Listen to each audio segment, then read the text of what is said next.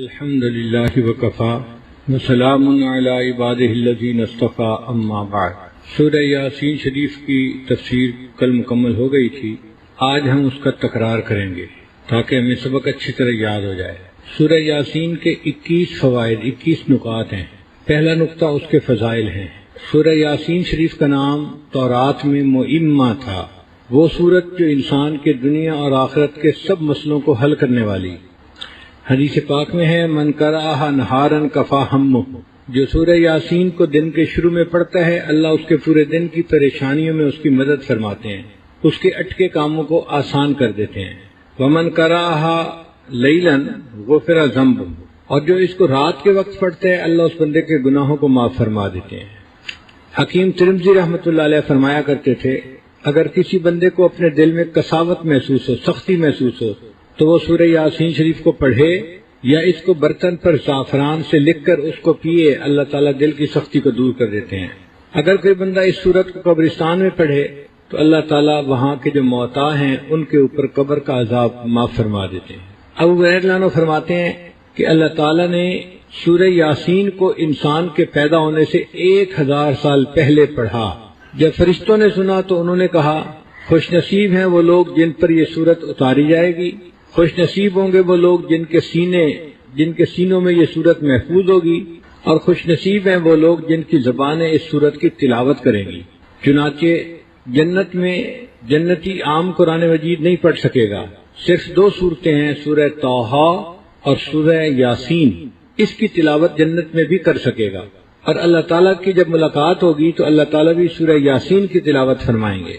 اکرمہ رضی اللہ عنہ فرماتے ہیں کہ نبی علیہ الصلوۃ والسلام اس سورت کو پڑھنے کے بعد حرم میں تشریف لاتے تھے تو کافر ٹولیاں بنا کر بیٹھے ہوتے تھے اور بڑے بلند بانگ دعوے کر رہے ہوتے تھے، جو ہمارے بتوں کو برا کہتا ہے ہمیں اگر مل جائے تو ہم تو اسے نہیں چھوڑیں گے، ہم تو یہ کریں گے، ہم تو وہ کریں گے، ہم تو فلاں کریں گے۔ اور نبی علیہ الصلوۃ والسلام ان سب کے قریب سے ہو کے آ بھی جاتے تھے اور ان لوگوں کو پتہ بھی نہیں چلتا تھا، اللہ ان کو اندھا اور بہرا بنا دیتے تھے، نہ وہ بات سن سکتے تھے نہ وہ دیکھ سکتے تھے۔ حضرت علی عنہ فرمایا کرتے تھے کہ سورہ یاسین کے 10 فوائد ہیں، اگر کوئی بھوکا اس کو پڑھے اللہ اس کی بھوک دور کر دیتے ہیں، اگر پیاسا پڑھے اللہ اس کی پیاس کو دور کر دیتے ہیں، اگر کوئی بے لباس آدمی پڑھے اللہ اس کو لباس عطا فرما دیتے ہیں، اگر کوئی کنوارا اس سورت کو باقاعدگی سے پڑھے اللہ اس کے لیے شادی کا انتظام فرما دیتے ہیں، اگر کوئی خوف زدہ بندہ اس سورت کی تلاوت کرے تو اللہ تعالیٰ خوف کی حالت میں اس کو امن عطا فرما دیتے ہیں، اگر کوئی قیدی اس سورت کو پڑھے اللہ اس کو قید سے رہائی عطا فرما دیتے ہیں، اگر کوئی مسافر پڑھے اللہ سفر میں اس کے ساتھ مدد فرما دیتے ہیں، اگر کوئی چیز گم ہو جائے اور اس حال میں بندہ پڑھے اللہ یا تو وہی چیز واپس لوٹا دیتے ہیں یا اس کا کوئی بدل عطا فرما دیتے ہیں، اگر مریض کے پاس پڑھی جائے اللہ اس کو شفا عطا فرما دیتے ہیں، اور اگر قریب المرگ بندہ ہو اس کے پاس پڑھی جائے تو اللہ تعالیٰ روح نکلنے میں آسانی فرما دیتے ہیں۔ یہ 10 فوائد اس سورت کے پڑھنے پر ملتے ہیں۔ اس سے اندازہ لگائیے کہ اللہ رب العزت کے ہاں اس سورت کا کیا مرتبہ ہے۔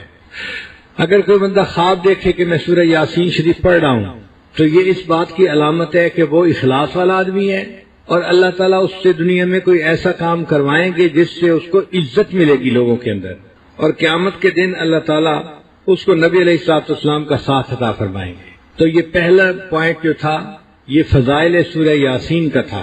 دوسرا پوائنٹ ہے حروف مقطعات کے بارے میں، کہ سورہ یاسین کی ابتدا ہے یاسین، یہ یاسین 2 حروف ہیں یا اور سین، اور ان کے معنی کیا ہیں یہ کسی کو پتہ نہیں۔ اللہ تعالیٰ نے اپنے محبوب صلی اللہ علیہ وسلم کو اس کا علم عطا کیا، ہم عام لوگوں کو اس کا کوئی پتہ نہیں۔ یہ حروف مقطعات مختلف صورتوں سے پہلے آئے ہیں، کہیں 1 حرف، کہیں 2، کہیں 3، کہیں 4، کہیں 5، اور ان حروف مقطعات نے عرب کے لوگوں کو لاجواب کر دیا۔ عرب کے لوگ اپنے آپ کو عرب کہتے تھے کہ ہم بڑے زبان دان ہیں، اور باقی لوگ اجمی ہیں، اجمی کہتے ہیں گنگے کو، کہ باقی دنیا کو تو بولنا ہی نہیں آتا، ان کی تو زبان ہی نہیں ہے کوئی۔ تو جن کو اپنی زبان پہ اتنا فخر تھا اللہ نے ان کے فخر کو یوں توڑا کہ سورتوں کے شروع میں حروف مقطعات بنا دیے۔ مقصد یہ تھا کہ اے لوگو جن حروف سے تم کلام کرتے ہو انہی حروف سے بنی ہوئی یہ کتاب ہے، اگر اس کا بنانا آسان ہے تو تم اس جیسی ایک سورت بنا کے دکھا دو۔ پھر فرمایا اگر ایک سورت نہیں بنا سکتے تو 10 آیتیں بنا کے دکھا دو۔ آخر پر فرمایا کہ اگر 10 آیتیں نہیں بنا سکتے تو ایک ہی آیت بنا کے دکھا دو، اور فرمایا کہ انسانوں صرف یہ تمہیں چیلنج نہیں، جنوں کو بھی چیلنج ہے، انسان اور جن مل جائیں اور قرآن مجید جیسی ایک آیت بنانے کی کوشش کریں، لا یأتون بمثلہ، وہ اس کی جیسی کوئی آیت بنا کے نہیں دکھا سکتے، ولو کان بعضهم لبعض ظہیرا، ایک دوسرے کے مددگار کیوں نہ ہو جائیں۔ تو جو لوگ اسلام کے خلاف اپنی جانیں دیتے تھے، اپنے بچوں کو قربان کرتے تھے، اگر یہ چیلنج قبول کرنا ان کے لیے آسان ہوتا تو وہ کر لیتے، وہ 10 صورتیں بنا کے لے آتے، 5 صورتیں بنا کے لے آتے کہ جی دیکھو ہم نے بھی صورت بنا دی ہے، مگر ان زباندان لوگوں نے ایک بھی صورت بنا کے سامنے پیش نہ کی۔ نہ خنجر اٹھے گا نہ تلوار ان سے، یہ بازو میرے آزمائے ہوئے ہیں۔ اللہ تعالیٰ انسان کی حقیقت کو جانتے تھے، فرمایا کہ یہ ایک آیت بھی نہیں بنا سکتے۔ عرب میں ایک بڑا شاعر تھا اور وہ غار میں رہتا تھا، تنہائی میں رہتا تھا، تاکہ وہ اپنا کلام لکھ سکے یکسوئی کے ساتھ۔ جب سورۃ الکوثر اتری تو ایک کافر نے یہ سوچا کہ اس کی 3 آیتیں ہیں، انا اعطیناک الکوثر فصل لربک وانحر ان شانئک هو الابتر۔ اگر اس میں چوتھا فقرہ جوڑ دیا جائے تو یہ ربائی بن جائے گی، تو ہم اس چیلنج کو قبول کرنے کی بات کرتے ہیں۔ چنانچہ اس نے یہ 3 آیتیں لکھی اور اس شاعر کو جا کر دیں اور کہا کہ آپ برائے مہربانی ایک فقرہ جوڑ دیں، آپ کے ایک فقرہ جوڑنے سے ہمارا مسئلہ حل ہو جائے گا۔ اس شاعر نے بڑے دن غور کیا کہ اس آیت کے اس کے آگے کون سا فقرہ جوڑے۔ بڑے دنوں کی سوچ وچار کے بعد جو فقرہ اس کو سمجھ آیا وہ یہ تھا، انا اعطیناک الکوثر فصل لربک وانحر ان شانئک هو الابتر ما ھذا قول البشر، یہ کسی بشر کا قول نہیں ہے۔ تو اللہ تعالیٰ نے کافروں کی زبانوں کو گنگ بنا دیا کہ تم میرے کلام کے مقابلے میں کوئی کلام لا ہی نہیں سکتے۔ اور یہ بھی عجیب بات ہے کہ حروف تہجی جو ہیں وہ 29 ہیں، لیکن حمزہ اور الف ایک ہی جیسے ہیں، اگر ان دونوں کو ایک سمجھ لیا جائے تو 28 بنتے ہیں۔ اب 28 حروف میں سے اللہ تعالیٰ نے 14 حروف کو استعمال کیا، 14 کو چھوڑ دیا۔ حکمت کیا تھی کہ میرے بندو آدھے حروف سے تو میں نے اپنا کلام بنا دیا قرآن مجید، باقی آدھے حروف کو استعمال کر کے تم ایک قرآن بنا کے ذرا دکھا دو۔ اور یہ جو حروف ہیں ان کی سلیکشن بھی عجیب راز ہے، یہ رینڈم نہیں ہے، اس میں حکمت ہے کوئی۔ الف سے لے کے زال تک پہلا حصہ بنتا ہے، اس میں اللہ تعالیٰ نے 2 حروف کو استعمال فرمایا اور 7 کو چھوڑ دیا، الف اور ہا کو استعمال کیا اور 7 کو چھوڑ دیا۔ اور آخری جو حصہ بنتا ہے وہ فا سے لے کے یا تک، اس میں اللہ نے 7 حروف کو استعمال کیا، 2 حروف کو چھوڑ دیا، فا اور واو کو چھوڑ دیا، باقی سب حروف کو استعمال کر لیا۔ تو 7 اور 2 9، یہ 9 حروف بن گئے۔ پھر درمیان کا حصہ تھا وسط کا، را سے لے کے غین تک، اللہ نے 10 حروف میں سے ایک کو استعمال کیا، ایک کو چھوڑ دیا، ایک کو استعمال کیا، ایک کو چھوڑ دیا، تو 5 حروف وہاں سے مل گئے۔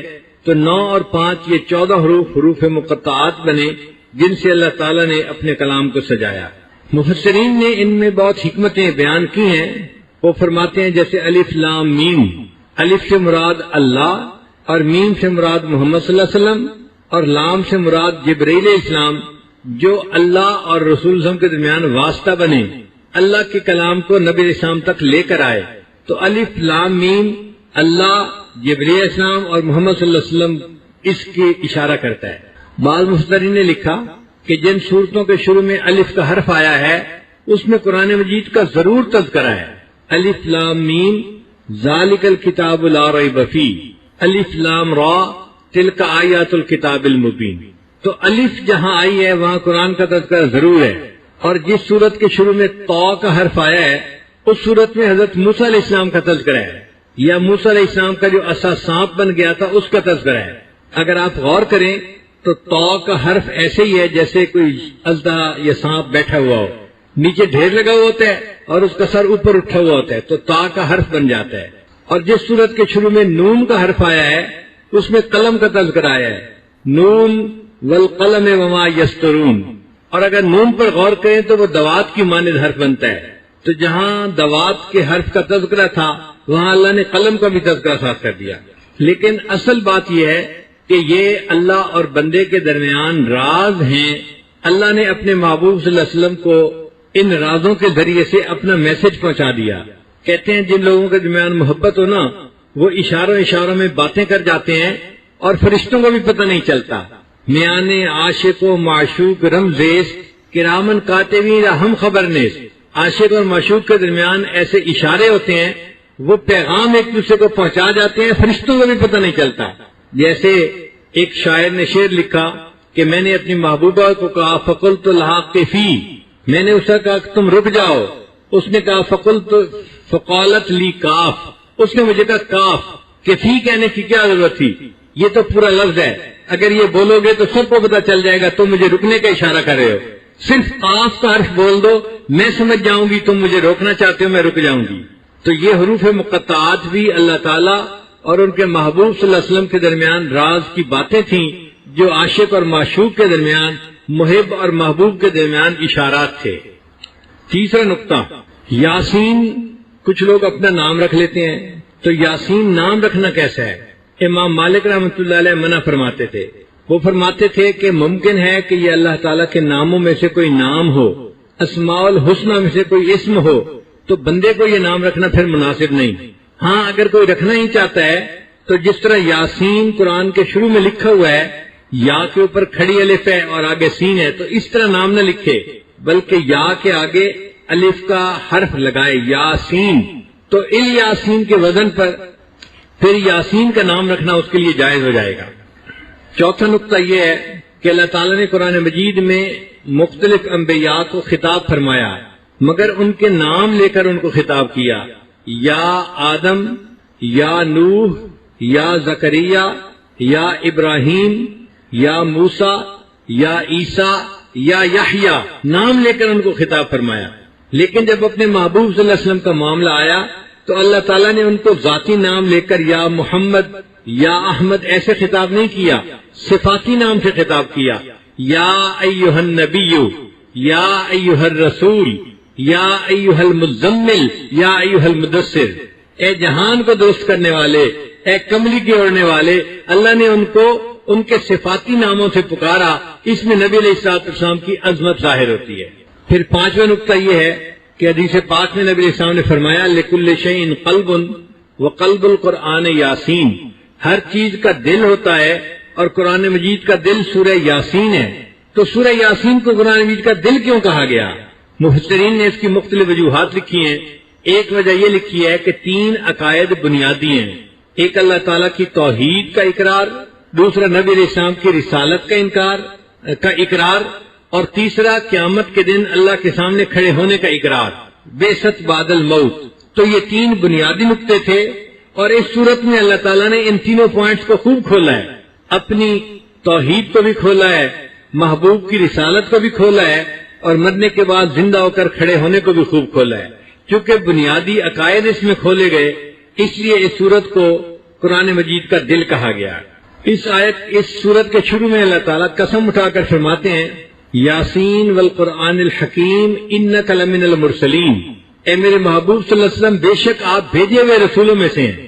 تو اللہ تعالیٰ نے باقی انبیاء کی رسالت کی بھی گواہی قرآن میں دی، لیکن کسی نبی کی گواہی قسم اٹھا کے نہیں دی. اس صورت میں اللہ تعالیٰ نے اپنے محبوب صلی اللہ علیہ وسلم کی رسالت کی قسم اٹھا کر گواہی دی ہے. اس میں بڑی عظمت ہے، اس میں بڑا اکرام ہے کہ اللہ کے محبوب صلی اللہ علیہ وسلم کی رسالت کی اللہ قسم اٹھا کر گواہی دیتے ہیں. کوئی بڑا آدمی ویسے ہی بات کر دے تو وہ بات اہم ہوتی ہے، اگر وہ قسم اٹھا کر کہے تو بات کی اہمیت اور بھی زیادہ ہو جاتی ہے. تو سوچئے اللہ کے محبوب صلی اللہ علیہ وسلم کو کتنی تسلی ملی ہوگی جب اللہ نے قسم اٹھا کر کہا کہ آپ تو میرے رسولوں میں سے ہیں. پھر فرمایا وَعَلَىٰ صِرَاطٍ مُسْتَقِيمٍ، آپ سیدھے راستے پر ہیں. تو سیدھے راستے کی رہنمائی کی بھی تصدیق کر دی. ہم سورہ فاتحہ میں روز پڑھتے ہیں اہدنا الصراط المستقیم، اللہ میں سیدھے راستے کی رہنمائی فرما دے. اب اگر کوئی پوچھے کہ سیدھا راستہ کون سا ہے، بھائی سیدھا راستہ ہے انعام یافتہ لوگوں کی پیروی کرنے کا. اور سورہ یاسین میں اللہ فرماتے ہیں اے میرے حبیب صلی اللہ علیہ وسلم، جو آپ کی شریعت کی پیروی کرے گا، آپ کی سنت کی اقتداء کرے گا، آپ کے نقش قدم کے اوپر ہوگا، علی صراط مستقیم، وہ سیدھے راستے کے اوپر زندگی گزارنے والا ہوگا. پھر اللہ تعالیٰ اپنے محبوب کو تسلی دیتے ہیں کہ کافر آپ کی بات سنتے ہیں مگر اس پہ توجہ نہیں دیتے، بات مانتے نہیں. آپ اس سے غمزدہ نہ ہوں، آپ اپنے دل کو غمزدہ نہ ہونے دیں. یہ بھی ضدی لوگ ہیں اور ان کے باپ دادا جو گزرے وہ بھی ضدی لوگ تھے. یہ آپ کی بات سنیں گے اور مانیں گے نہیں، چونکہ ان کے آنکھوں کے اوپر پردے پڑ گئے، ان کے کانوں کے اوپر پردے ہیں، دلوں کے اوپر تالے ہیں. تو آپ ان کو ڈرائیں یا نہ ڈرائیں سواء علیہم، برابر ہے. یہاں پہ ایک نقطہ نکلتا ہے کہ اگر ڈرانا یا نہ ڈرانا برابر ہے تو پھر ڈرانے کا کیا فائدہ. مفسرین نے لکھا ان لوگوں کے حق میں برابر ہے، ڈرانا یا نہ ڈرانا ان کو فائدہ نہیں ہوگا، لیکن جو ڈرانے والا ہوگا اس کو تو ثواب ملے گا نا ڈرانے کا. تو اے محبوب صلی اللہ علیہ وسلم آپ کو اپنی تبلیغ کا اجر ملے گا، اللہ کا قرب نصیب ہوگا. ان لوگوں کے لیے برابر ہے. تو اگر یہ آپ کی بات کو نہیں مانتے تو آپ پریشان نہ ہو اس بات پر، یہ اللہ کا فیصلہ ہے. اللہ نے ان کا معاملہ ایسے کر دیا، اللہ نے ان کے گلوں کے اندر رسم و رواج کے توق ڈال دیے ہیں، اور اس توق کی وجہ سے ان کے سر اوپر ہو گئے ہیں، یہ نیچے راستہ دیکھ ہی نہیں سکتے. ایسے ہے جیسے ان کے دائیں بائیں اللہ نے دیواریں کر دی ہیں اور اوپر ان کے اللہ نے پردہ ڈال دیا، ان کو کچھ نظر نہیں آتا. چنانچہ 7واں پوائنٹ وَجَعَلْنَا مِن بَيْنِ أَيْدِيهِمْ سَدًّا وَمِنْ خَلْفِهِمْ سَدًّا فَأَغْشَيْنَاهُمْ فَهُمْ لَا يُبْصِرُونَ. یہ آیت مبارکہ انسان کے لیے آخرت کا فائدہ تو رکھتی ہے، دنیا کے بھی فائدہ رکھتی ہے. چنانچہ اگر کوئی آدمی کسی سے خوف محسوس کرے، کوئی دشمن ہے اس سے ڈر ہے، کوئی موذی ہے ایذا پہنچنے کی توقع ہے، تو وہ اگر اس آیت کو پڑھ کر اس پر پھونک دے تو اللہ تعالیٰ اس بندے سے شر سے محفوظ فرما لیتے ہیں. نبی علیہ السلام بھی اسی آیت کو پڑھ کے حرم آتے تھے اور کافر ان کو نہیں دیکھ پاتے تھے.